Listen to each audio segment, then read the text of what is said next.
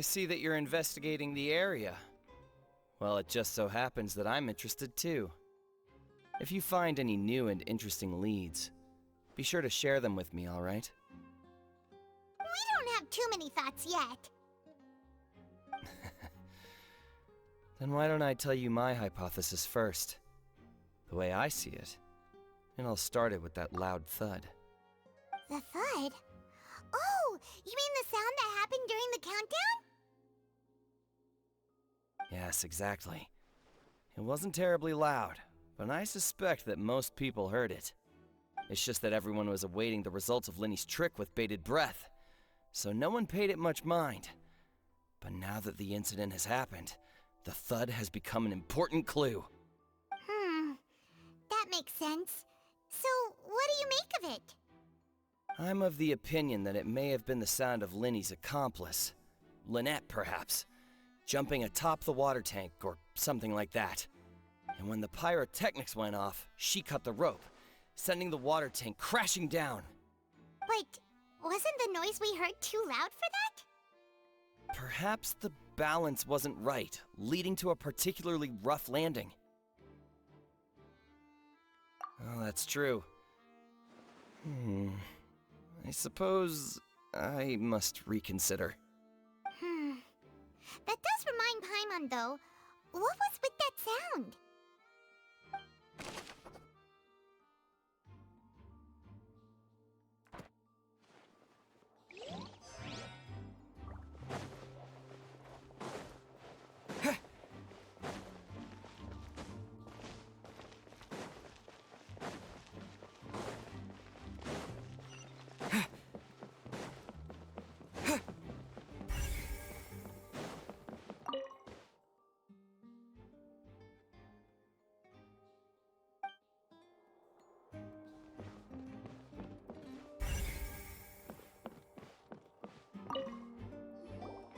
So this is the rope that broke and caused the water tank to fall. The rope looks pretty durable.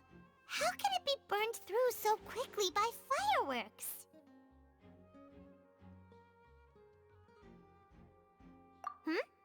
Why are you suddenly so serious, Traveler?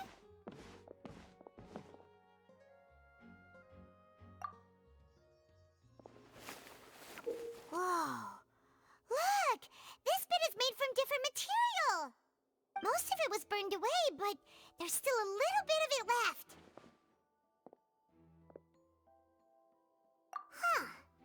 So if a rope meant to hold something was made with that kind of material in it, then that means... Wait! Paimon should write all this down! Let's take notes!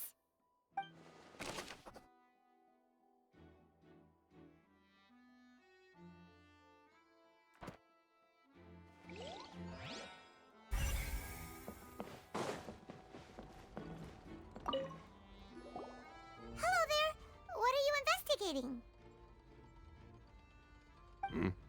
Oh, this location has also been cordoned off because the Magic Troop members are currently considered prime suspects. The investigation team is still collecting evidence. The seats were all booked in advance, so we were able to deduce the missing woman's identity by checking the guest list.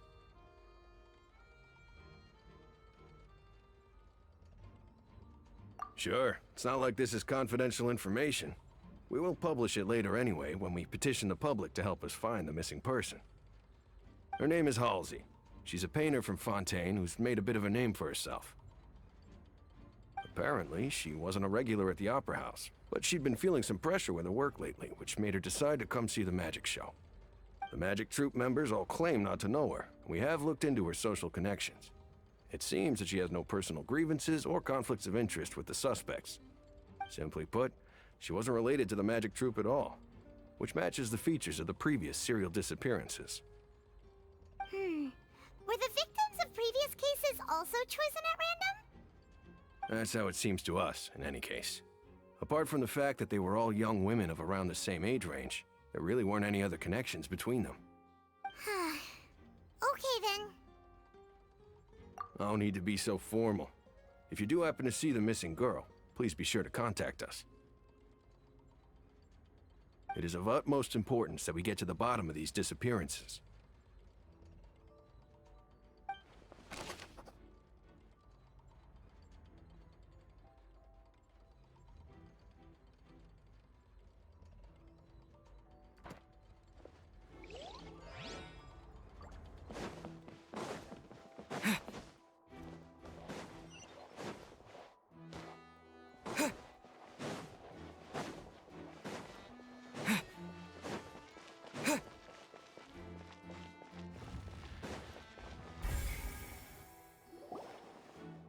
You. Yes, both of you. Over here. I've been keeping an eye on you for a while now. Huh? You mean us? That's right. If I'm not mistaken, you're also among those who wish to cut down the thorns and pursue the truth. No? And by the looks of it, you're not from Fontaine. Well, you're right on the more about that one, but who are you?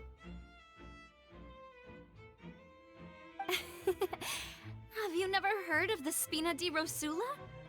From mediating disputes and providing protection to solving conundrums, you name it, Spina di Rosula does it. And I, Navia, have the honor of being its renowned president. Though those who play by our rules call me boss. I'm Silver, her attendant. Pleased to meet you. And I'm Melus. Demoiselle's various daily needs and affairs are under my purview. Huh? Boss? Demoiselle? What gives with the names? Well, I am the second generation president. Melus and the others are still used to my previous title. My apologies, Demoiselle. Should you prefer, boss, I will endeavor to use that instead. No, no need. You don't have to call me boss. Just Navia is fine. Okay, if you say so. Not that we're members of Spina di Rosula anyway. All merely trifling details. Never mind. Now, back to the situation at hand. That's right. I've always kept an eye on the serial disappearance cases. My interest stems from a matter back from my father's time. Judging from the look of things, I find Linny an unlikely mastermind. Really? We think so too! That's why we're looking for clues now. But how did you come to that conclusion? Intuition, naturally. My unparalleled intuition. Farina sure was quick to point the finger at Linny without any decisive evidence whatsoever, wasn't she? But that's not uncommon for her. If you remember, the Justice had to interrupt her and ask if she was pressing charges just to keep her from getting carried away. Anyway, a trial begins the moment someone levels charges. And, of course, there was no way Farina was going to back down in that situation. Sounds more like you just don't trust the Hydro-Archon. Well, what's your opinion? I must admit that she can be interesting at times, but liking her doesn't mean that I'll blindly agree with her. All right, I've answered your question. Now, it's time you answer mine. Wait a minute, did that answer count? Well, I say it does. But don't worry, you won't hear any pointless questions from me. In your opinion, do you think it's right to treat a trial like it's an opera? Well? And why would that be?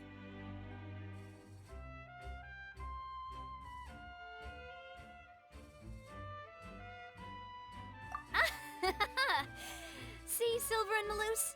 I told you they'd be different. Most astute of you, Demoiselle. I, too, think that the Traveler's response was most excellent. No matter how wonderful the script or how fervent the audience's expectations may be, the trials that go on stage here must be based in fact.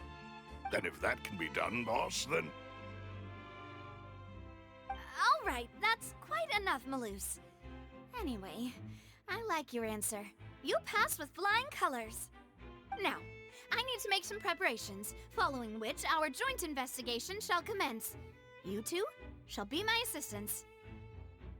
Wait! Since when did we become assistants? Hmm? Oh, well, I can be the assistant, sure. Or your companion, if you like. I'm really not that fussy. That's more like it.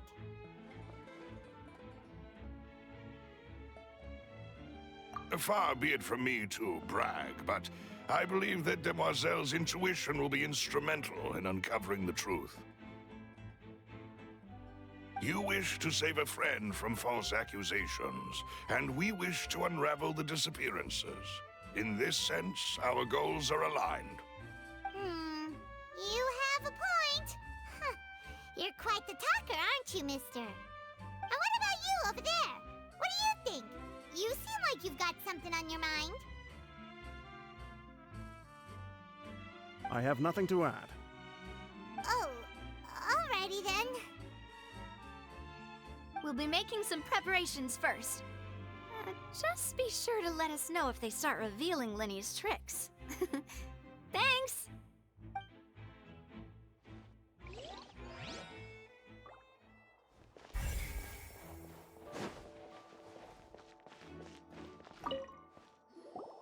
Sorry, but no one can freely enter or exit the Opera House at the moment. If you wish to leave, you must register your identity with us first. No, we're not leaving. We're representing Linny and Lynette as attorneys, so we're investigating the case. Were you always guarding this entrance? Yes, after the Chief Justice gave the order, everyone coming in or out must undergo a strict inspection.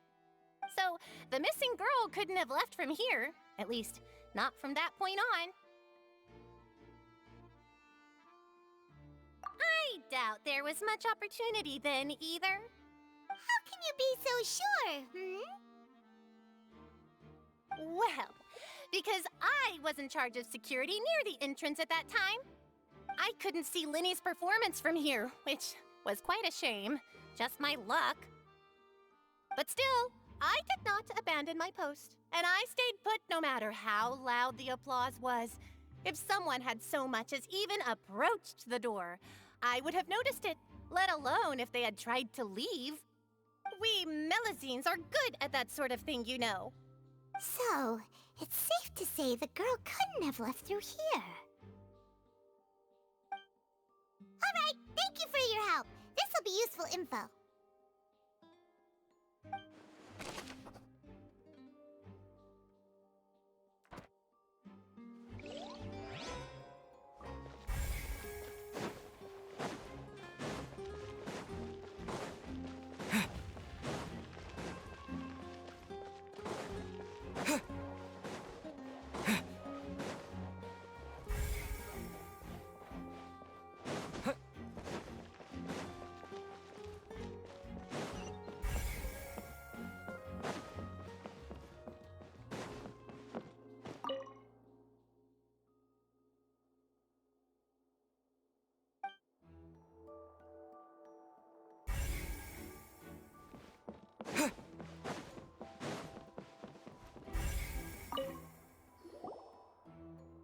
The investigation team has some new findings. Turns out there's an issue with the random number selector after all. See, I told you. What if the machine picked some big guy's seat? You think the murderer would have still made his move then? Sorry to interrupt, but we're helping Linny and Lynette with their side of the investigation. What were you saying about the number selector? There's something wrong with it? You're trying to help them? That'll be a tall order. Linny used the machine to pick a random member of the audience during his performance, right? The lucky girl that later disappeared. Well, we thought there might be a serious problem with the machine, so we had it taken away for further inspection. It turns out that the seat number it picked wasn't random at all. The machine picks that same number every time. I'm sure you already know that you have to make a reservation in advance to get a seat, regardless of whether it's a trial or some performance. In other words, Linny knew who would be sitting where from the very beginning. That much checks out. Linny reserved our seats for us, too. Bet you see why I was saying it'd be tough to make a case for Linny. Even though it's bad for Linny's case, Paimon had better write it down.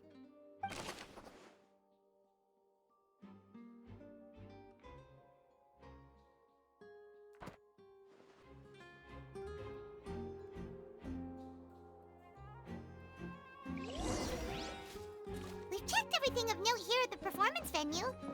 Paimon wonders how Linny's discussion with the guards is going. Let's go see, shall we? Ooh, things are getting interesting, huh? We're about to see how magic is made.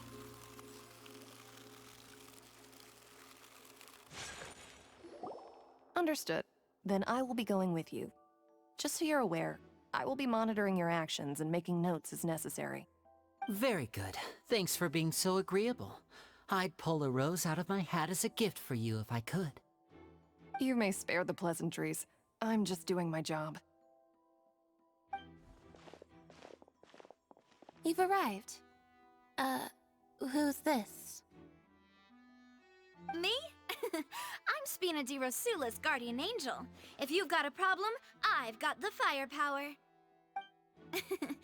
Sorry, I got a little carried away there. Call me Navia.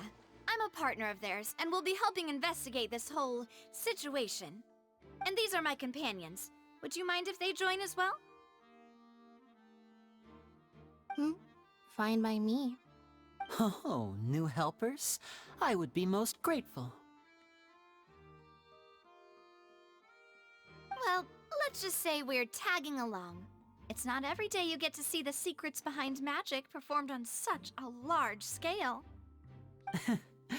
I appreciate your kind interest. Come with me.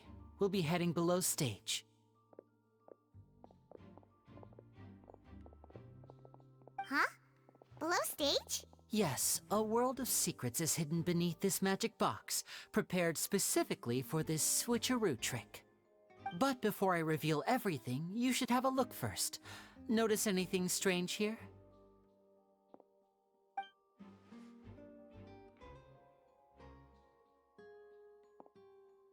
I'm not trying to be dramatic. Remembering the details of a trick will help you understand the methods used to perform it more easily. Huh. Weren't there balloons and other decorations here? Where did all that go? Ah, good eye. That said, you're still far from discovering the answer. The back? You mean the inside of the door? What's different about it? Paimon didn't notice anything. Very good indeed. I thought you might not be able to catch that, given that you were sitting in the first row. The back of this door was patterned. Those patterns are now gone, replaced by a smooth wooden board. So, if you put 2 and 2 together, what do you get? Exactly. All right, let's go. I'll tell you how it works as we head down.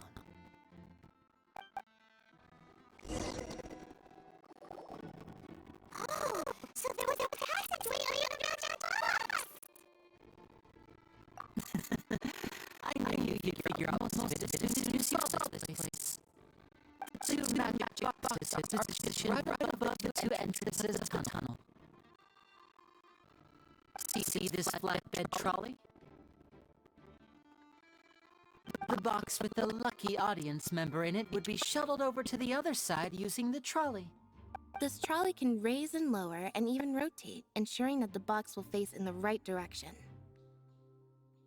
I see. So that's the purpose of the box inside another box. Precisely. The inner box would descend after the audience member was put inside and be moved along the trolley, all while the outer box would remain on stage as if nothing had ever changed. So that's how you did it! Once the box was lowered, the trolley would store some energy through this device here, with which it would complete the rest of the steps. The audience member would only be able to feel some slight movements in the dark, and by the time she walked out, she would already be back on stage.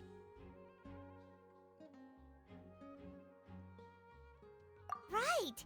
You were talking that whole time, and you even came out for a moment near the end! Ah, yes. A phonograph operated by Lynette was used to achieve that effect. My assistant and I had already scripted our conversation beforehand. When the countdown began, I had already gone to the opposite box via a tunnel using that ladder. And what about Lynette? Where was she? I was in the mezzanine space in the back of the box. Oh, interesting! That's how we were able to coordinate Linny's lines with the assistant. And by the way, I was the one who walked out of the box at the end. I mean, we are twins. All it takes is a change of clothes and no one can tell who's who. And that's my favorite part of this trick. Only Lynette and I can perform it. So that's how it all worked! Wow! Every detail you revealed was more amazing than the last! Lynette would briefly walk out of the box and then go back in, jumping into the tunnel and escaping before the box on the trolley could finish ascending. And then I walk out of the other box in the audience area, and the trick would be complete. The operative word here being would. But as you saw, Cal was in the box, not our audience member. She, on the other hand, mysteriously vanished. We really don't know how that happened. If not for that interlude, this would have been an astonishing trick. I probably never would have figured out how you pulled it off. And yet, to think that someone was able to use this magic trick to commit a crime. Could we have a look around? I think we can come up with some more leads. This is the scene of the crime, so Linny and Lynette are not permitted to stay here. I'll escort them back up. Yes, of course. No need to be so strict now. I won't disappear into thin air, you know. Thanks, everyone. We're counting on you.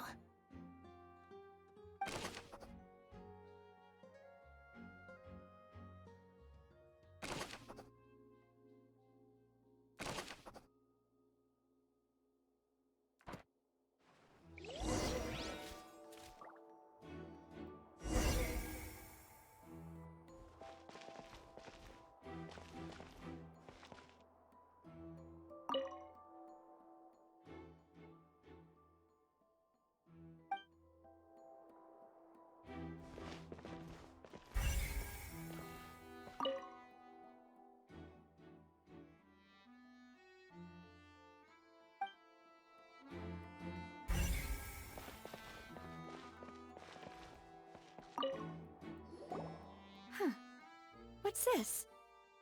Looks like a hook tied to the end of a rope. Huh? There's all kinds of odds and ends here. Perhaps it was a prop for a different trick. But why would it have been left here? Whatever it is, let's make a note of it first.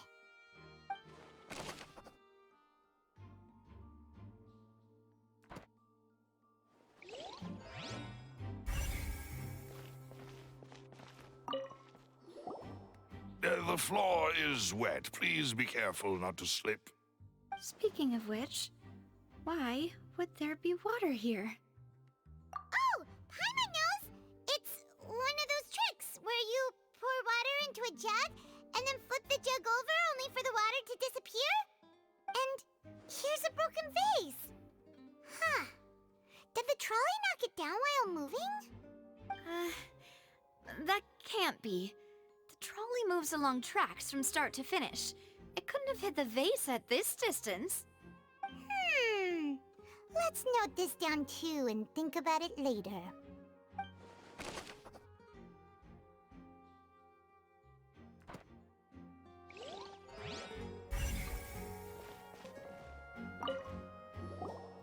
Oh, these are the clothes that the lady chosen from the audience was wearing, right? Her clothes are here, but she's nowhere to be found. Right. And do you really need to do that if you're kidnapping them? Ugh, this is so confusing. Paimon doesn't want to be a detective anymore.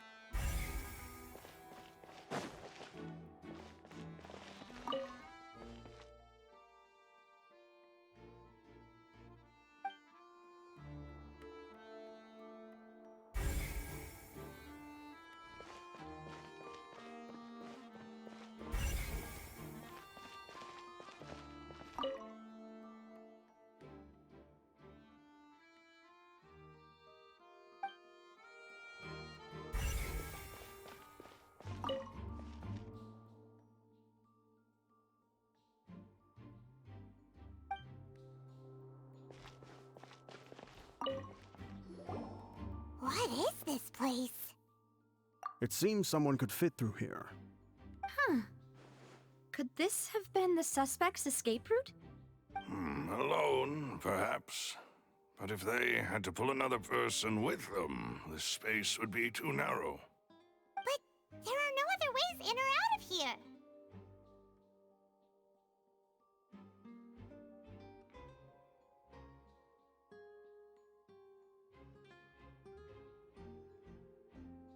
Oh, you're right! Let Paimon write that down.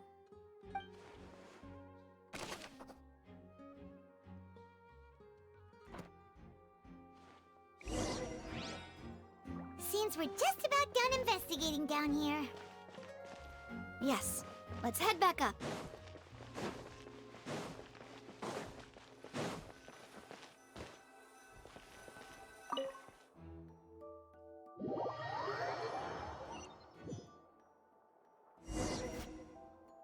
Well, we've ascertained the state of the crime scene. Let's find a place to sort out our findings once Malus returns. Seems to me that there are several things that don't add up here. Apologies for the wait, demoiselle. So, what did the guards say? Did the criminal escape through the vent? They believe the odds of that are very low, since the vent leads to the Opera House's basement. The guards have checked the area carefully. No one left through the basement during the performance or after the incident, and no one was found hiding there. So the tunnels become like a secret chamber then! You know, like the kind you usually see in novels! The plot thickens. Halsey's disappearance and Cowell's death are both quite inexplicable. No wonder Farina was so confident in her accusation. All the current evidence points toward Linny and Lynette. In other words, the charges are very likely to be upheld unless we make some considerable progress. Charges and then trial. So if the charges are upheld, they'll announce a sentence?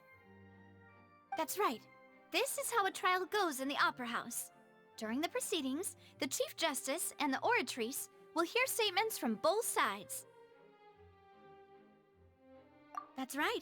This is how indemnitium is produced.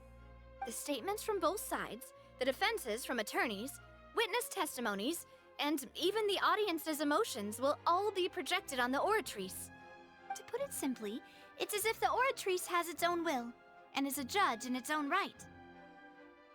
This also precludes any kind of favoritism on the part of the Chief Justice.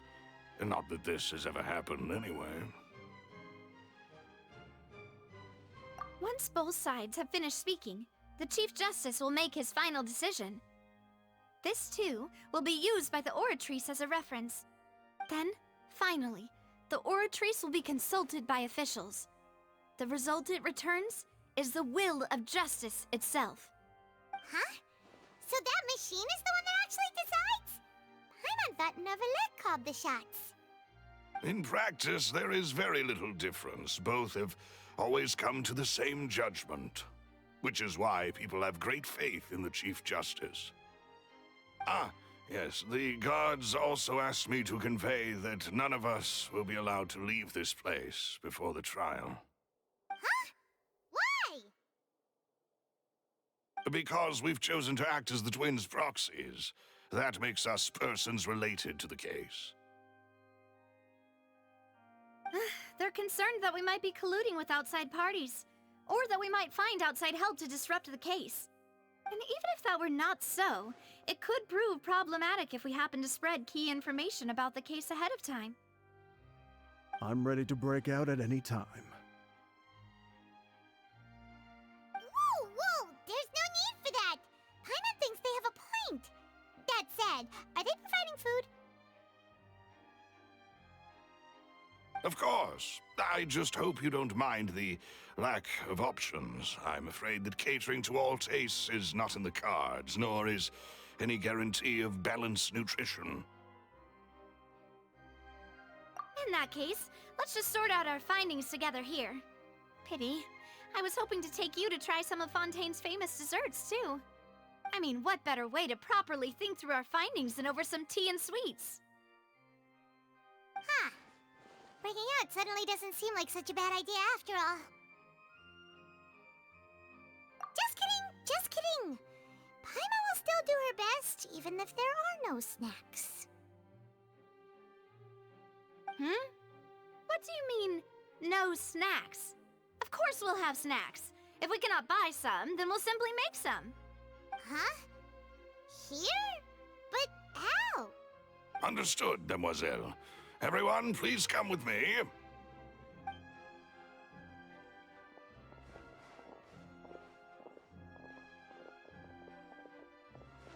Wait, you're carrying a portable stove with you? Yes, I must be prepared to meet the demoiselle's baking needs whenever the fancy strikes her. I have eggs, sugar, and almonds at the ready. Good work, you two. Then I'll get to it.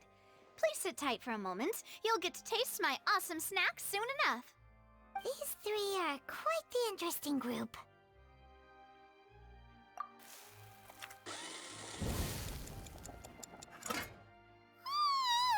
And Paimon thought it smelled good while it was still in the oven! Oh, it's even better now. Paimon can't stop drooling. From the way you had these two guys carrying all that stuff around, Paimon thought you'd have them do more during the baking process. But you ended up doing the entire thing by yourself! Beating the egg whites, grinding almonds, everything! I was applauding. And I was giving encouraging smiles. Paimon was just thinking, aren't you worried about getting your fancy dress dirty beating egg whites and baking like this? Well, I don't think it's carved in stone anywhere that fancy ladies can only read books, sip tea, ride horses, and play the piano. I just really enjoy making snacks. Don't underestimate beating egg whites, by the way. It's a real arm workout. You also need to beat them to just the right consistency, or your macarons will crack. Anyway, give these a try, fresh out of the oven. There's 3 for each of us. Only 3? Well, eating too many sweet treats might send all that sugar to your head. You wouldn't be able to think clearly about the case on a sugar rush, would you? Tea is ready to be served as well. This is Demoiselle's favorite, strong black tea with a floral fragrance that clears the mind and lifts the spirit.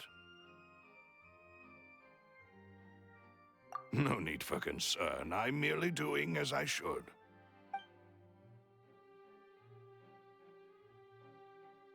All right then. Down to business. As Paimon mentioned previously, the tunnel seems to be something of a secret chamber. However, we can assume that Linny and Lynette were not alone within it. Some criminal also occupied its sealed confines. The magician twins could have committed the crimes, of course, but they lack any logical motive. Exactly! Why would they do such a thing right when everyone was watching?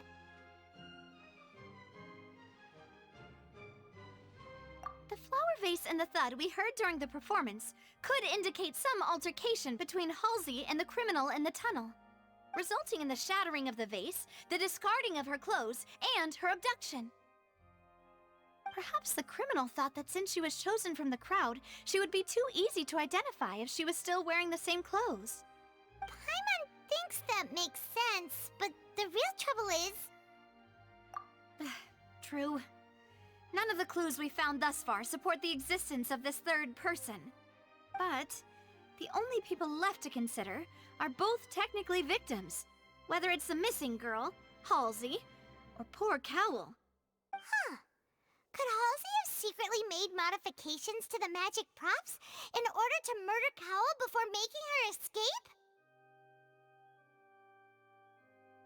That's right. And even if she had tampered with the setup, she would need to understand the entire trick to pull it off. Nor does she have any motive. The guard said that she has never had any dealings with the magic troop's members. Were we not thorough enough in our search? From the sound of things, this is turning into an impossible case. Your macarons are amazing though, Navia. They smell great! They're nice and crisp and super sweet.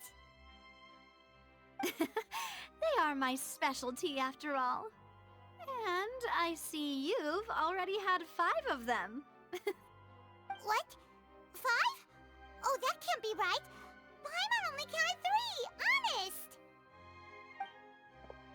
Please don't worry about it. At my age, a few less sweets might actually be a good thing. No. Being greedy is one thing, but Paimon knows how to count. Besides, Paimon knows that if she ate too many, then others wouldn't have enough.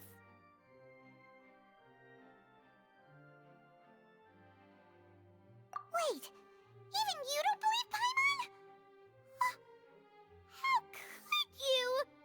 If Paimon ate those 2 extra macarons, then may they turn into stone in her stomach! All right, we get it. Well, I suppose one of us might have gotten too engrossed in our chat and eaten them by mistake. No big deal. Malus, set up the stove again if you would. Huh? What are you doing? Making sure everyone gets 3 macarons, of course. Exactly. We don't want to trouble you. As you wish, demoiselle. And I have the egg, sugar, and almonds. Well, this really is your hobby, huh?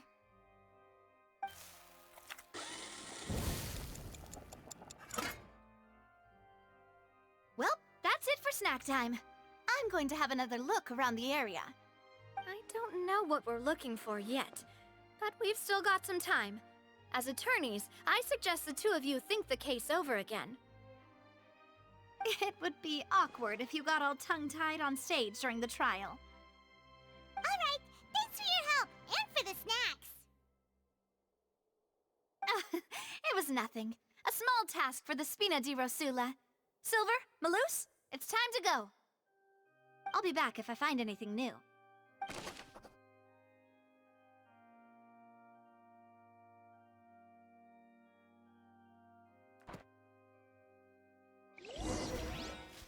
All right, it's time to put our heads together. We've got to get our defense ready for the trial. Oh, it's probably gonna be a long and difficult case. There's no point in worrying about that now. We just need to prepare. Here, take Paimon's notes. They should help you review the situation. Whirling snow!